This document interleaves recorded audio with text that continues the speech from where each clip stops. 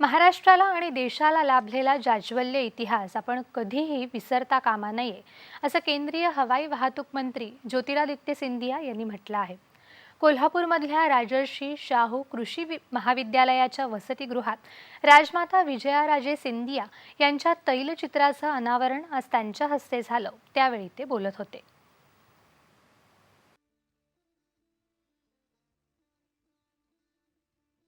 समाजसेविक विचारधारा ची क्रांतिकारी व्यक्तित्वाची धनी, अमेरिकामध्ये क्रांती एब्राहम लिंकनच्या जमानामध्ये, मार्टिन लुथर किंगच्या जमानामध्ये, त्याच्या अगोदर शाहू महाराजची कल्पना होती की भेदभाव रहित समाज ती स्थापना आम्ही कोल्हापूरमध्ये करणार. तुम्ही हे कृषी विद्यालयामध्ये शिक्षा घेऊन जनसेवाचे रास्तामध्ये मार्ग प्रशस्त करा, असंच माझी भावना आहे. पंतप्रधान नरेंद्र मोदी यांच्या नेतृत्वाखाली आज भारत जगातली 5व्या क्रमांकाची सर्वात मोठी अर्थव्यवस्था झाल्याचा उल्लेख करून ही भारताची असीम शक्ती असल्याचं ते म्हणाले.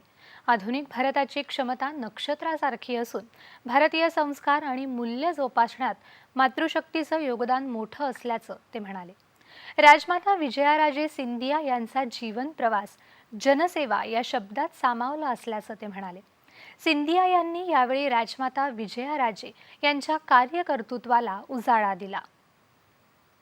5वा सबसे महत्वपूर्ण शक्ती आर्थिक रूपची झाली आणि कोणाला पाठीमध्ये करून,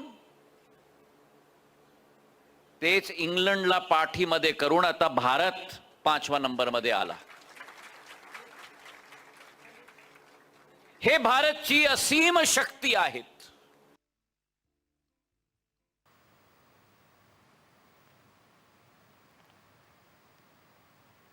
मुलींसाठी उभारण्यात आलेल्या या वसतिगृहात 105 मुलींच्या निवासाची सोय होणार असून वसतिगृहाला राजमाता विजयाराजे सिंधिया यांचं नाव देण्यात आलं आहे. या कार्यक्रमापूर्वी केंद्रीय मंत्री ज्योतिरादित्य सिंधिया यांनी पन्हाळा तालुक्यातील वाडी रत्नागिरी इथं ज्योतिबाचं दर्शन घेतलं. तसंच 3.5 शक्तिपीठांपैकी एक असलेल्या महालक्ष्मी मंदिरालाही भेट दिली. सिंधिया यांच्या हस्ते आज संध्याकाळी आयकॉन ऑफ कोल्हापूर या पुरस्कारांचं वितरणही झालं. परिश्रम आणि बुद्धिकौशल्याच्या जोरावर वेगवेगळ्या क्षेत्रात आपल्या कर्तृत्वाची छाप उमटवणाऱ्या कोल्हापूर जिल्ह्यातल्या 42 जणांचा या पुरस्कारानं सन्मान करण्यात आला. आयकॉन्स ऑफ कोल्हापूर या कॉफी टेबल बुकचंही प्रकाशन यावेळी झालं.